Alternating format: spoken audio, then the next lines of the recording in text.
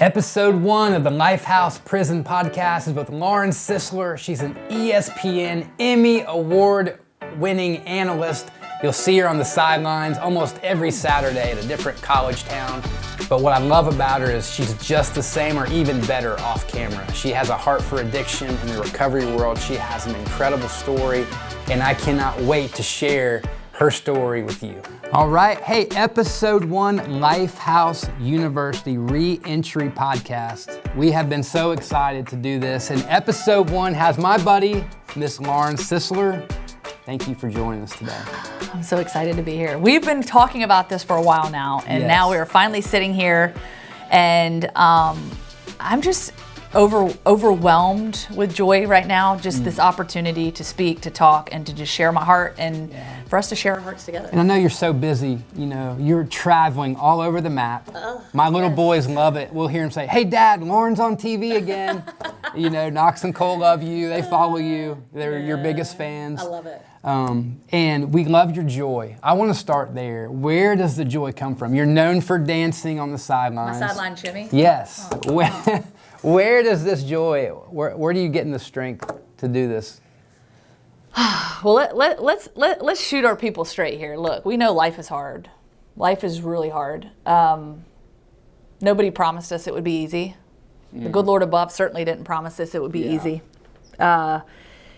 It's difficult, but what I have learned through life is we do have one choice, and that choice is how we're going to respond. What is our response to adversity? What is our response to things when maybe we think something's going to happen and things go in a completely different direction? Maybe we make a mistake. Maybe we choose one thing and maybe we should have opened the door to the other thing.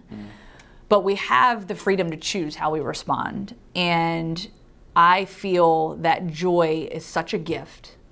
And if we can rewire our way of thinking and realize that despite the tragedies that we're going to face, the pitfalls, you know, life is all about peaks and valleys, but finding that joy is such a gift. And I feel like, you know, life has thrown us, every single one of us, you know, challenges, curveballs. It's tough. And I would be lying to you if I said it wasn't tough and that joy just is, it comes so natural, yay, you know. But I will say that joy is something that I have inherited and really begun to cherish, and to find that joy. I find so much joy, and where I get a lot of that joy is not so much in the outward things, right? The appearances of, oh, cool, like I'm on the sidelines, I get to go be a sideline reporter and get to interview some of the most prolific coaches and athletes. Like that stuff is cool, right? I mean, that's a cool place to be. But the joy to me comes in the people, and it comes in the stories, and it comes in realizing that we're all part of this together. We are woven into the fabric of humanity together. Like we are all one. As much as people want to divide, we are all in this together. And I find so much joy in those relationships and the people, and learning people's stories and realizing that every single person that you come in contact with has a story. Every story is meaningful, it's authentic, and the way that our life takes us is unique to us, right? And I just find so much joy in being able to be a light for other people, even in their darkest of days. If I can shed just a little bit of hope, a little bit of light, something to allow them to realize, like, I'm going to wake up tomorrow and I'm going to look at tomorrow as a gift, and the next day as a gift, and the next day and the next day. You know, I feel like we're doing something positive, and I just want to spread joy, and I want to be that beacon of hope for people. And I'm just thankful. I'm thankful. I'm grateful. But as you know, it's not easy waking up every day feeling this way, and we all know that life happens. Well, I love it though, because you're authentic off the camera as you are on the camera. First time we met you, Andrew and I were hanging out with you. We're talking about recovery and some different things, and you had that light then. And then we'll see you on the sidelines at Penn State, and you've got that. So let's go behind the scenes a little bit. It's Saturday, you know, you are at a college campus somewhere. What are you doing to prepare? What do you read? What's the Lauren Sisler recipe for drumming, you know, for getting game ready to bring that light onto the field? Well, let me tell you, it's not nearly as glamorous as people think. It takes a lot of work. And as a former athlete, we can all say we've been has-beens. I'm sure most everybody watching has at least been an athlete at some point in time in their life, or at least gone out and played a game of basketball in the backyard, whatever. Yeah. Has been. I think, first of all, it is preparation. You said it right there. Preparation is the number one thing that has to go into, the art that is being a sports reporter. Yeah. Preparation is key because you're literally learning everything there is to know about a team. And you get basically a week. So I get my assignment on a Sunday. I'm out on the field on a Saturday. So I get basically 6 days to prepare for this team. Right. So I'm preparing for one team and the other team, and then, mashing it all together. And then, oh, by the way, when the game's over, it's like balling it up, throwing it in the trash, and starting over. Rinse and repeat, right? Right. But the preparation is key. And where a lot of that preparation comes in, yes, you obviously, thank goodness for Google. My gosh, if we didn't have that, that'd be tough. Like going back to the old days with the newspapers. But you do your research. You obviously get a lot of the information from the sports information directors, and you're pulling in all this information. But to me, where we get the best information is when we sit down one-on-one with the coaches and the players. When I can sit and look a coach in the face and say, okay, tell me why this is working, or coach, what's going on here? Why is this not working? Right. But then also the stories, and and that is the number one thing. When I step foot out on that football field on Saturdays. Sometimes it's Thursdays and Fridays, but Saturdays, it's kind of my routine, especially when the national anthem plays. It's a special time for me because when I was a former gymnast. Rutgers University. The State University of New Jersey, my friends. When I was a gymnast, that was always a time where I would really just go through my breathing exercises and a moment where I could just take it all in. And that is the time where I pray to God. Yeah. I talk to my parents, and ultimately I just have this conversation, and I say, please give me the voice and the platform to influence someone's life. What can I say today, even if it's in a 30-second blurb, what can I say today that might impact and inspire someone else? And that's my ultimate goal. You have limited time too, so you've got to be. Your words. Concise. You're there. You got to. It's tough for us to get a picture sometimes, just to send you to, for fun, But you've got a limited amount of time. And y'all, if you don't know me, I'm not a very concise person. I'm one of those that I talk a lot. My husband likes to point that out. I like to talk. I like to ask questions. Right. I like to literally carry conversations on tough for you to land a plane sometimes. Sometimes it's so hard. That is the worst. Sticking the landing can sometimes be the worst. Come on, gymnast. Let's go. Yeah. So sometimes it's 30 seconds, ready, set, go. And I'm like, how the heck am I going to tell a story in 30 seconds? But, it's part of the craft, and it's something I've had to learn how to do. Well, you can tell, though, when, just watching you interact with the fans or the shooting the T-shirts or the hot dogs, and then it's just, you can tell you care about it. It's very evident. Yeah. And so I know that, oftentimes that comes from a place of tragedy, right? You see, God shaped you in a way that it's just different. Your light shines brighter than most. And so take me back. Let's go back to your days at Rutgers. I lost my mom in college. I got that phone call that you're going to talk about. That when my dad said, hey, your mom's sick. She's got leukemia. Probably not going to make it. I received that phone call. But take me back to 3 a.m. at Rutgers University as a gymnast when you got that phone call from your dad.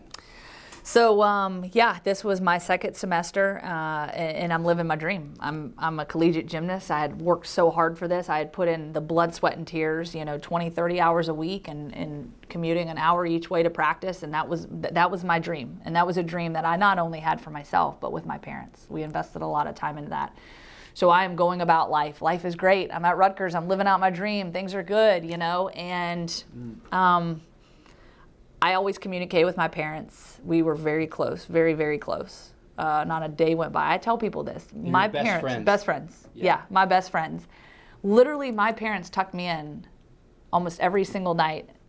Tucked me in, we said our prayers till the day that I left for college. Right. Not many kids can say that. That's a gift. Because usually when you're like 15, saying, my dad, get out of my bedroom. That's a gift. And so we had that close-knit relationship. So I picked up the phone. My mom always wanted a play-by-play of everything that was happening in gymnastics. And so I called my parents like I always did. I was studying for exams. I picked up the phone, called them just after dinner time, and was talking to them on the phone, and then, set my alarm clock, went to bed. Yeah. And as you said, at 3 o'clock, it was just after 3, I wake up to a phone call, and it was dark outside.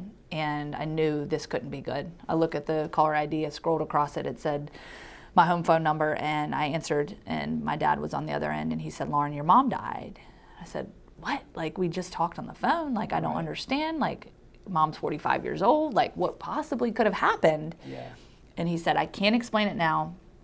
I need you to call your brother and tell him I can't get in touch with him." And my brother was stationed in Norfolk, Virginia at the time, in the military, and so he was in the Navy, and just said, "Get in touch with your brother, get on the next plane you can, and I'll be at the airport to pick you up." And I trusted everything that he said, that he would be at the airport to pick me up. And as soon as I could get to him, run and jump in his arms and feel his embrace, I knew that he could make everything at least feel okay. And so plane touches down in Roanoke. I get outside, and instead it was my uncle and my cousin who came to the airport to pick me up. And as I'm getting into the car thinking, Dad's taking care of things, I'm sure I'm going to see him soon, my uncle has to share the news with me that my dad too had passed away. Wow. I can't imagine. How old were you? 18. So you're 18. 18 years old. And you had the gift of having two parents that loved you, so you're super close to them. Yeah. And now you're riding down the road. You've been processing in the airplane. I'm imagining what it's like now to not have a mom. And now you're driving down the road with your uncle, and now you're processing in a matter of seconds. I don't have a father either. Yeah. Both of them have been taken from me immediately. That is, I remember when I heard that story for the first time, I immediately thought that's where the sparkle comes from. The tragedy, right, being sharpened in you, and now seeing what you get a chance to do on the platform now is a gift too. But that, I know that has got to be still, today, you probably still replay those words from your uncle, right? Hearing those words from your father. Yeah. Just to have to relive that, and also to not still, even 19 years later, having to piece together what happened on that day. And some things have come to light as new details have emerged, not by coincidence, but some things have transpired that some of those black holes have been filled. And sometimes knowing is healing. It's helped to heal things. But there's still things that we don't know, and you still wonder how and why. How did this happen? Why did this happen? How did we not know? Yeah, and I do want to talk about overdose, right? It's up 600% in the last year. And I want to talk about what you're doing today to fight against that. But I knew it when I heard your story for the first time. Because it's all through the Bible too. You look at all the tragedy in the Bible, everything that's happened, good people, bad people, and then God in His sovereignty comes through and does something beautiful out of it. And so when I was listening to your story for the first time, and then I heard the tragedy. That's it. That's the moment. That's what happened. There's a God moment in there because you have Jesus all over you. It just gets people wet when they're around Lauren Sisler, just like a sponge, right? God just exudes, the love of God exudes out of you, right? And so it's come from that. You've had to hold on to. So let's go back to your faith real quick. I want to hear about where does Jesus come into the picture for you, and where's it at today? Yeah, I mentioned to you, my parents used to tuck me in. We said our prayers. We were a God-loving family, went to church. I remember just literally sitting there at this church with a congregation of maybe 25 people. Small church. Small church. I mean, they had the old marquee up at the front where they would put in the little numbers of who's in attendance and how much the collection offering was for the week before. And just hearing my dad belt out Amazing Grace. And, all was right in the world, right? We've got God, we've got each other, we've got a family. Nothing can come between that. Yeah. And yet it did, and it does, and it will. Yeah. And I think that when I obviously learned of the tragedy and went back to Rutgers just 2 weeks after burying both of my parents, mind you, it was a decision that my aunt and uncle, my auntie Linda, my uncle Mike, who really took me under their wing, that's my mom's sister, said, look, you got to go back. You have a commitment to yourself, your university, your teammates. You got to go back. You got to go back. And I felt, wait a sec, how, I can't go back. But then it was well, it is the right thing. But what I found is early on, the person that was the biggest cheerleader for Christ in our family, especially when things would get down, when my parents would be struggling, I was always, it's okay. We're going to get through this. Through prayer, through faith, we're going to get through this. Sure.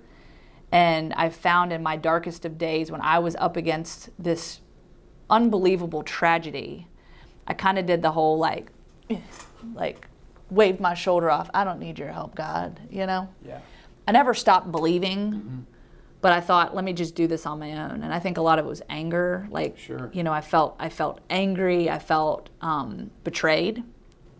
I was mad at, you know, my family. I was mad at my parents for not letting us know. And I know we'll get into more of what happened with them specifically, but gosh, like, why? You know, how? Why? And so there was that time where I was like, I'm going to do this. But it's crazy. I grew up on footprints in the sand. That was like the thing that we shared as a family all the time. It was then that I carried you. And yet I'm like, nah, like, you're not carrying me. I got this. But oh, by the way, the entire time he was carrying me. Right. And when finally, when I decided to maybe let my ego go a little bit and my pride and say, you know what? God kind of put me down, and he said, okay, I'm going to let you walk. I'm going to let you walk. I got you. I'm going to hold your hand. But there was some resentment towards God, I'm sure. Resentment. Right. Yeah. Resentment. How does this happen to my family, my parents, two people I love, two people that were loved by, yep, absolutely. Yeah. And so I think there was a lot of that. But what I've discovered in this process is that God does not deliver us from hardships. He delivers us through hardships. And so I think that as you talk about that sparkle, I've been asked before, like, what life would be like if my parents were here. And there's always the what ifs. And I would love for my parents to be here. I would love to get that call after a football game and be like, oh, whoa, you did so. That was my nickname, whoa. You did such a good job. Whoa, yeah. Okay. Whoa, whoa. It was W-O-E, whoa, W-O-E, W-O-E. Whoa, like, oh, you know, you did such a great job. Or, you know, oh, pink is such a good color on you. Like, I would love to get those phone calls. Yeah. But I also feel, and you talk about the word gift, and I think that joy and gratitude are such a gift. And I think that oftentimes we have to face some of the darkest things and to really just dig deep and to experience loss, to experience disappointment, to experience failures, to truly appreciate the gifts in this lifetime. And I am so thankful that I've been able to take and recognize that it is a gift. This life that we live is a gift. Yeah. The good and the bad is a gift. So no matter what it is you've walked through, no matter how many times you say, I'm never going to do that again. Right. And then you walk right back down that same road like, this life that we live is such a gift. And I truly believe that if we are able to, just take a step back and realize that, the things that we experience, those trials and tribulations are only going to strengthen us. And how can we use those for positive? I believe that we can walk through doors and we can ignite fires, not only within ourselves but other people. And I think that's truly a blessing. There was some shame in there. I've heard you talk about before. So after your parents died, and we'll get into how they died in a second. But I want to talk about that period of before you had your big breakthrough with ESPN and the SEC network. I could be wrong, but wasn't there a season of you didn't talk about what had happened with your parents? In 2020, as tragic as COVID was, I had an opportunity to go in and speak to several correctional facilities and be with my people, is what I call them, behind the walls. And the one thing that I would hear over and over again is shame, resentment towards their situation. So let's talk about that a little bit with how you walk through that and what you learned from it and to where you're at today. Yeah, I'll tell you what, shame comes with such a hefty price tag, because shame can bury us, it can silence us, it can speak to us in ways that is so unimaginable and convince us of something that isn't there, that isn't reality, or make us think that we're being, judged in a certain way. And shame was something that I dealt with for a very long time. So as I mentioned, I went back to school 2 weeks later. I went about life. And 2 weeks later? 2 weeks later, after both my parents died. And you're raising yourself now. Oh yeah. Child. Didn't even know how to write a check. And now I'm like, whoa, like this is life. Yeah. I think the biggest thing though, through that process, on the outside, I was the, energetic, bubbly, I'm first one on the dance floor, whoop, whoop, let's go. And you still are, by the way. I still am. If you follow your social media, you ain't afraid to throw down some vanilla ice. Little vanilla ice, You're not afraid of that. Okay, so anyway, Yeah, so That was your you know, personality. so that was my personality, and you know how many times people say, "Oh my gosh, you're so strong. How in the world did you ever get through through that? You're so strong. You hear that over and over and over again, and you're like, well, I guess I am strong. Am I strong? Like, am I? But underneath it all, it's like almost like a pit was in my stomach every time people would say I'm strong, and then I almost was just like, well, wait a sec. Like, how can I truly be that strong when I'm living in denial? Yeah. I'm living in denial because I didn't want people to know how my parents died on that day of March 24th of 2003, because I had inherited the shame, the same shame that I imagined they were feeling, and why they were silenced into feeling like they couldn't speak up, speak out, and get help. Yeah, let's go there with your parents real quick on the addiction side of it. Yeah. So fentanyl. Yep, fentanyl. So my parents were going to a pain management doctor in Roanoke, Virginia, where I'm from. My mom had degenerative disc disease. She had multiple surgeries over the course of time. Dad was dealing with chronic back pain, was also in the military, had some PTSD issues, and was battling through that. And both of them were going to a pain management doctor. Both of them were being prescribed medication. It started out with OxyContin. Eventually it was fentanyl for my mom. And I mean, we're talking 90 days in the mail-in orders, just constantly. And I mean, this was over the course of about 3 or 4 years. And there was really no end game. It was sort of just like, hey, you're in pain, here you go, this will fix it. Well, eventually it worked until it didn't work. You're living the Dope Sick documentary. I don't know if you saw that, but that one that just came out recently. The Hulu series yes. is incredible. I feel like I'm watching that documentary, listening to you about your parents. Well, in the book, that actually Dope Sick was written based on the author of that in my hometown. My parents are basically the prequel to that documentary. Yeah. To the book. It's an incredible series, by the way. I watched it. Incredible. Michael Keaton, phenomenal. Yeah. I mean, the entire it. cast was incredible. They did a great job describing your parents. Yeah. The journey that your parents were on with pain management, doctors really not understanding, drug reps lying about how powerful it was. And then once they're hooked and sick, what do we do? Mm-hmm. Because the stigma's there. I'm an addict and didn't want it. I didn't want this, but I just, now what do we do? Yep. Right? The stigma's there. And I know that everyone listening 9 out of 10 can relate to exactly what your parents were living in that moment. Yeah. And I think that is the hardest reality when you think about, you know, their particular situation, because they were doing what the doctors told them. Right. Well, it does make me feel better, you know, and I think they were getting that relief that they needed. Yeah. But then after, you know, several months of taking it it turned into years. Yeah. They would wake up and eventually get to the place where it was like, okay, I can't function without this. Right. This is my new normal. This is my new normal. And you didn't know anything about this at the time.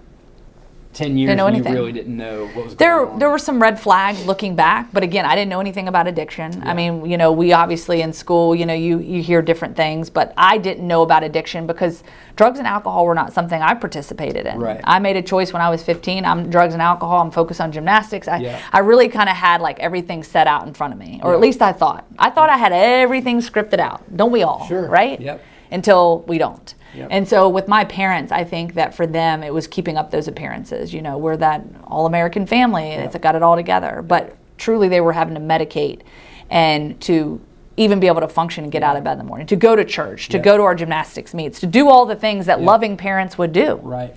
And I think the problem is our society has put this profile and this label on what an addict is supposed to look like, right? What are we supposed to look like? How are you supposed to know? What are the signs? And the thing is, none of us are exempt from falling into addiction. Right. None of us are exempt from the fallout and the things that can come with that. Yeah. And ultimately, it becomes as needed as someone that needs a prescription for glasses. Yeah. Someone that drinks coffee every day. So imagine going to work. I don't have my glasses. I don't have my coffee. How are you going to function? How are you going to function? It's way worse than that. But it becomes that normal. Yeah. Where's my glasses? Where's my coffee? Yep. Right. Where's my opiate? And that's such a good illustration. And so how, in that world, that's the new normal. You know, every day I get up, I get my Bible, get my coffee. There's certain routines. Yeah. But when you're living in addiction, and I was there, right? Where's my whatever to get me through? Yep. And it becomes the new normal, and it's reality. The new normal. And I think that, to me, because what ended up happening when I inherited that sort of shame piece from my parents, a lot of my way of thinking. So I'm 18, I go back to school. what I would tell people, the sugar-coated story. Oh, my mom died of respiratory failure. Because that to me sounded better than overdose. Sure. Dad died of a heart attack. Yeah. Oh, that sounds a lot better. Yeah, no, what I justified in my mind was, oh, he died of a heart attack. Yeah, because he did. His heart stopped, but that's because he ingested a lethal amount of fentanyl. And that to me sounded so much better, and that I could keep that, so much so that I told myself over and over and over again that I started to believe it. Right. I was believing that in my mind. And I even talked to my teammates and people that I, from 20 years ago, that said, oh, we always thought your dad died of a heart attack until you came out and spoke about it. We never knew that we knew there was some pain issues. We knew they were dealing with some prescription drugs, but never to the degree it was. And I think my biggest fear was that if people knew that my parents died of drug overdose, my legacy was bound in their hands. If they knew, they would judge me. They would think lesser of me. They would think lesser of my brother. The cat's out of the bag. The secret's out. And oh, by the way, when I would go apply for jobs, people would say, oh, wow, like, she comes from a family of drug addicts. Oh, let's put a label on it. They're not normal jobs. Let's be honest, it's a big platform God's given you now. So you're at ESPN, right? SEC Network, AL.com. I don't know if you were there then or not. So when was the time frame when you said, you know what, enough's enough, I'm going to take a stand and I want to share my story? Yeah, I think really the turning point, I got here in 2011, started working at the local CBS affiliate, CBS 42. Here in Birmingham, Alabama. Yep. So I've been here for a decade, y'all. Okay, all right. Whoa. Yeah, whoa. Whoa. All right. I love it. I think one of the bigger turning points for me, and I tell this story, but a good friend of mine, Timothy Alexander, he former UAB football player, and he lost his ability to walk when he was paralyzed in a car accident. And I was gifted the opportunity to tell his story. And at the time, What year is this? This would have been 2013. Okay, so you've been in Alabama 2 years. A couple years. No, ESPN didn't come until 2016. I'm with you. Okay. Yeah. All right. So really what started transpiring, and this is just one of many events that kind of led to this, but ultimately I see the impact. I tell his story, the amount of response in such a positive way, I'm like, whoa. So you're recording this story, but you've already lived it. So like, a little bit. Well, he so essentially what happened is he got paralyzed in a car accident, and I'm telling this story, his story. And what I saw was like, oh wow, like this is more than just sports. This is more than just the wins and the losses, the victories. Like this is humanity. These are stories. These are people's stories that I'm being gifted the opportunity to be that voice for them. And this was one of the first times he was able to really tell his story on this platform. And then the ripple effect happened. And I mean, Timothy, I call him a brother. He goes out and speaks all over the country to different corporations, to high schools, to teams, whatever, sharing his story. And in many ways, what I saw was this person, me, being so flawed because, oh, by the way, I am sharing other people's stories, so open, so honest, so transparent. And yet I'm over here like, my story doesn't matter. Nobody cares about my story. My story is irrelevant. But that was the furthest thing from the truth. And that was a lie I kept telling myself until I realized, wait a sec, if his story can inspire someone, why can't mine? And you started to feel joy from it, giving your life away, your story away. The reciprocal part was the infusion of a gift from God, because he promises that. You want to find life, give it away, right? Jesus always said that. Hey, you want your life? Go give yours away. And there's something magical that happens. Oh, that's powerful. When you do that. I love that. And so that's from the 30,000 foot view of watching your life. That's the gift I believe that God's given you. As you give your life away, you're like, man, I have this supernatural joy that is being given to me to give away. So you start sharing that and you start finding some relief from it. I don't know. How would you describe it? Relief, and I love what you said, joy, because we're coming full circle here from when we started this. There's so much power in healing power, right? Because like you said, you're giving something away. You're giving away some of your most vulnerable pieces, the pieces of your life, and when you're able to just let people see you from the inside out, suddenly it's like those shackles of shame have just like completely come undone. And I'm like, you know what? Like, I'm gonna go speak it to the dang world. Right. Like, let's go. That became a high that Let's was, go. I'm sure those endorphins, the first time Yeah. you shared that, you saw somebody get some relief from it. Yeah. Because in addiction, they teach you that. You'll know that you're growing to get some relief from your addiction when you share it with another person. Yeah.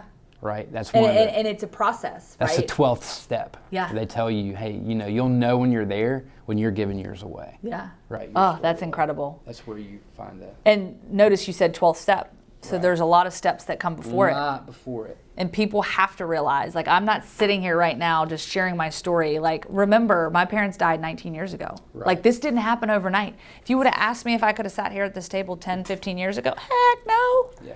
So what it started, let me tell one person, now I'm going to tell 2 people, now I'm going to tell 10 people. Yeah. And then it just, I mean, it's like, it catches fire, and you're like, I don't want to stop, because even if one person hears my story, I went and spoke to an auditorium full of 600 kids today. Mm-hmm. Even if one of those kids heard my story and says, you know what, I'm going to make a different choice, or I'm going to look at my life differently and my circumstances differently. I'm not going to sit here and throw myself a pity party, because, oh, by the way, I threw myself plenty of pity parties. Right. And when I went back to Rutgers, I threw myself a pity party and said, you know what, people are going to, her parents died, like, she gets a hall pass. Heck no. Right. Like, you can't live in that world forever. Right. Eventually you have to stand up and take the first step. And that's what I realized through this process. And then when that shame and started sharing, those shackles came off. And I'm telling you, like, I just, when people can be vulnerable and can allow that transparency, the weight of the world can just be lifted. And there's so much healing in it. But again, it takes time. It's a journey. And I just encourage people, start somewhere. You just got to start baby steps. Right. And you're so passionate about that. I love that, because you're so much more than just an ESPN journalist, right? What does she know about life? Yeah. Right. And I appreciate that, because that is something that wears on me a lot. Tell me about it. Why is that? Because I think that, again, this is a life full of labels. We get labeled things, right? I go stand up on stage. Yeah. Addict. Yeah. Former employee. Yeah. Whatever. Whatever we used to be, right? Yep. We literally walk around this world, this life of ours, with labels that people get to decide for us. Why the heck is someone else deciding what label I'm going to wear? And that's where I realized, like, that's not how we're going to play ball here.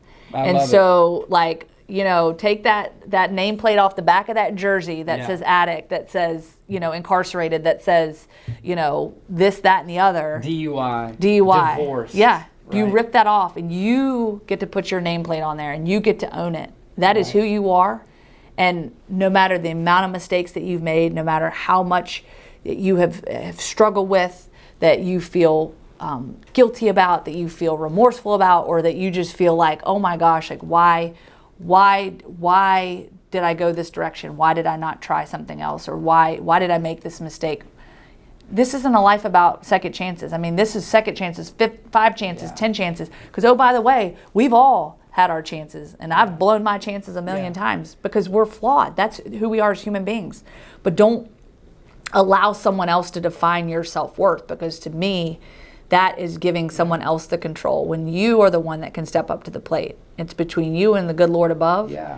And let the rest take care of itself. Well, it's the heartbeat of the gospel. I love what you said. I want to rip the name off of whatever label they've given me. When God comes in, and looks at our mess, and we say, I'm fully going to give him my mess, right? No matter where we're at in life, right? He takes that and puts his name on it. Now we are his son. We're in this family now of his, right? And he begins to then change everything about our future in that moment. Yep. And I think that's the hope, and that's why I wanted to sit down with you today, is that you're doing that constantly. And one thing I hope you realize is that you're tucking many people into bed at night, right? Like your parents used to do for you. By you sharing your hope, your story, what they did for you, you're doing that now with the 600 kids today, whether you know it or not. They're going to go to bed tonight, and you've tucked them in, Oh my right? gosh, you're going to make me cry. You are. With some Dude, things, I'm an ugly crier, some y'all. things you're working on behind the scenes right now that you're going to tuck people in. So know that, and I hope that you continue to see that gift that God's given you to be able to do this. It's so fun to see, because we know, like, what's the nickname again? What was it? Whoa, whoa? Whoa, whoa. We know the whoa, whoa behind the scenes, and I love that. You're getting to do some cool things right now. Tell me about it. Like what? Man, lots of good stuff. Life is good. It's crazy because obviously everyone, the $1 million question, well, what do you do in the off season? Well, trust me, I stay plenty busy, y'all. Yeah, no doubt. I am all over the place, speaking at various events, heading out to California. I got one in New Jersey next week. So all over the place, but actually working on a book right now. Yeah. So that's, still in the. Is there a title? Not yet, TBD. So, anybody's got some ideas, I think that will definitely come, being prayerful over that to figure out. You just got married. I didn't mean to cut you off, but John, I love. Yes, got married twice, which is crazy. We got married in the COVID, chapel over at Church of the Highlands here. Beautiful ceremony, private ceremony. Never would have planned it that way, but the good Lord had his hands in that, and then we did our celebration this last year, so it was a lot of fun. So John's been really great and just very supportive in this process, and just people like yourself that have a heart for ministry, have a heart for people and helping people to realize their dreams, goals, and aspirations, and that they don't have to be defined by their circumstances. And I think that's what I realized. My parents aren't defined by how they died, but by how they lived their lives. So how do we carry that torch on? How do we continue to carry that legacy on through the lives that we live every day? Absolutely. That's where you're going to find your healing and traction. One thing before we close, there's an inmate, and I can't say his name. He's in St. Louis, Missouri, incarcerated today. He wants to know who picks out your shoes when you are on TV. Can I show him my shoes? Yeah, absolutely. I'm going to pop up my shoe. Yeah, I'm going to take my shoe off. Hello, right. Here we go. Whoop, whoop. Uh-oh. I got some bedazzles I got on there. the bling blangers on today. That was a question we got. Silver, right here. Who picks out my shoes? First of all, my man, thank you for the question. I love it because shoes are my game. Like, I got to have comfortable shoes. I don't do heels. Like, forget that mess.